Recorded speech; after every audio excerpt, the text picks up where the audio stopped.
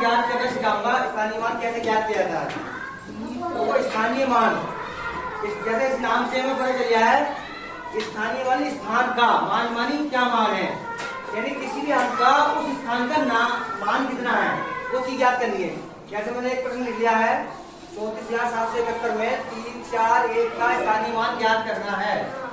सबसे पहले हम क्या करेंगे, वैसे बेटे बहुत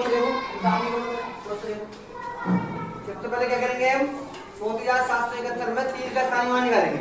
3 का स्थानीय मान बराबर, तो 3 हम देखेंगे कहाँ पर है, यहाँ पर।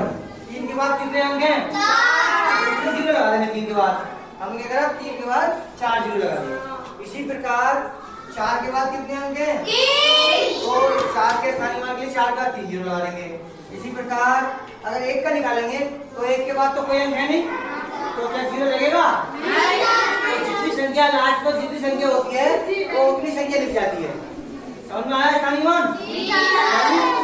उस अंक का वैल्यू कितनी है, वहां पर कितना मान है, कहाँ पर स्थित है वो, इकाई पर, दहाई पर, सैकड़े पर, 1000 पर, 10,000 पर, स्थानीय मान मतलब ये है।